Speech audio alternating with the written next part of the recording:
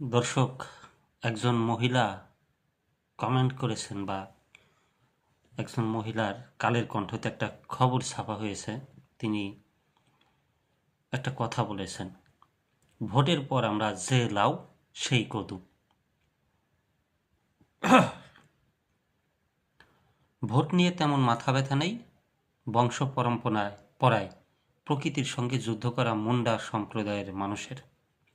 সুন্দরবনের কোল ঘেঁষা এলাকায় বসবাসকারী এই নৃগোষ্ঠীর নিত্যসঙ্গী নোনা পানি আর কাদামাটি।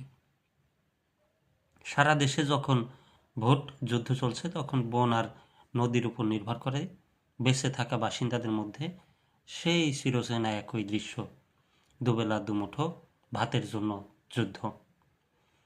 ত্রয়োদশ জাতীয় সংসদ নির্বাচন ও গণভোট নিয়ে সোমবার সাতক্ষীরার সুন্দরবন লাগোয়া উপজেলা শ্যামনগরের মুন্ডা সম্প্রদায়ের মানুষের সঙ্গে কথা হয় এই প্রতিবেদকের। এ সময় উপজেলার কলবাড়ি গ্রামের বাসিন্দা কাদম্বিনী মুন্ডা বলেন, ভোট দেই লাইনে দাঁড়িয়ে, কিন্তু আমাদের ভাগ্য তো দাঁড়ায় না। নির্বাচনের আগে প্রার্থীরা গ্রামে এসে বলেন, বেড়িবাঁধ ঠিক করে দেব, শিশুদের লেখাপড়ার পরিবেশ ভালো করে দেব, রাস্তা করে দেব, বিনামূল্যে ওষুধ দেব, সুপেয় পানি দেব, চাল ডাল কত কিছু দিতে চায়। তিনি বলেন, ভোটের পর আমরা শুধু ভোট সংখ্যা, যে লাউ সেই কদু, তবে এবার বুঝে শুনে ভোট দেব। শ্যামনগর এলাকার যে প্রার্থী আমাদের দুঃখ সুখের কথা শুনবে আমরা তাকেই ভোট দেব।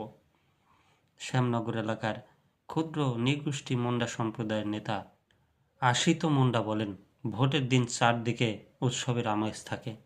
আমরাও দল বেঁধে রং বেরঙের পোশাক পরে ভোট দিতে যাই, কিন্তু জীবনের রং তো বদল হয় না। ভোটের পর চারিদিকে থেমে যায় ভোটের কোলাহল। ব্যানার ফেস্টুন পুরনো হয়, সেই সঙ্গে আমাদের দাবিগুলোও যেন মিলিয়ে যায় বাতাসে। আশিত মুন্ডা আরও বলেন, তা প্রতিবারই প্রত্যাশা আর প্রাপ্তির সঙ্গে থেকে যায় ঢের ফারাক। তাই এবারের ভোট নিয়ে মুন্ডা সম্প্রদায়ের মধ্যে তেমন কোনো মাতামাতি নেই। তিনি বলেন, ভোট নিয়ে কিছু হলেই ক্ষতিগ্রস্ত হই আমরা সংখ্যালঘুরা।